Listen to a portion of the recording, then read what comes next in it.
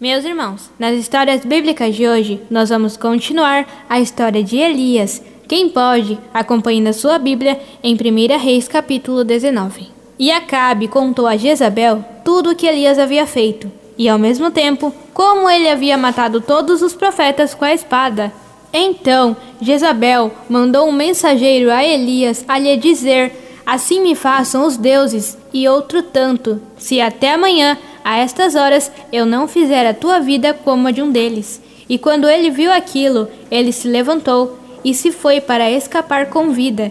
E quando chegou a Berseba, a qual pertence a Judá, e ali deixou seu servo, ele, porém, seguiu a viagem de um dia para dentro do deserto, e chegou e assentou-se debaixo de um junípero, e pediu por si, para que pudesse morrer, e disse: basta, agora o Senhor tira minha vida, porque não sou melhor do que os meus pais. E quando ele estava deitado e dormia debaixo do junípero, eis que um anjo tocou e disse-lhe: levanta-te e come. E ele olhou, e eis que havia um pão assado sobre as brasas, e um cântaro de água junto à sua cabeça. E ele comeu, e bebeu, e deitou-se novamente. E o anjo do Senhor veio novamente pela segunda vez, e o tocou, e disse: levanta e come, porque a jornada é demasiadamente grande para ti. E ele se levantou, e comeu e bebeu, e se foi à força daquela comida por 40 dias e 40 noites até Horebe, o monte de Deus. E ele chegou ali em uma caverna, e ali se jogou, e ali se alojou.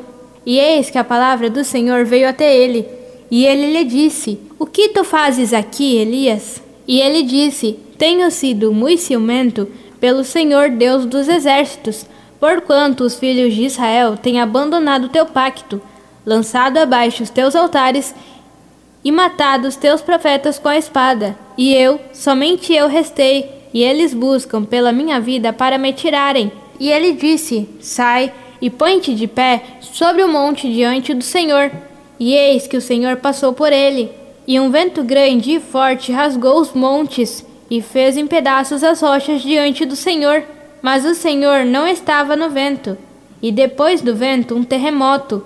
Mas o Senhor não estava no terremoto. E depois do terremoto, um fogo. Porém, o Senhor não estava no fogo. E depois do fogo, uma voz calma e baixa. E assim foi, quando Elias ouviu isto, e ele envolveu a face com o seu manto, e saiu, e se pôs de pé à estrada da caverna. E eis que ali lhe veio uma voz, e disse-lhe: o que tu fazes aqui, Elias?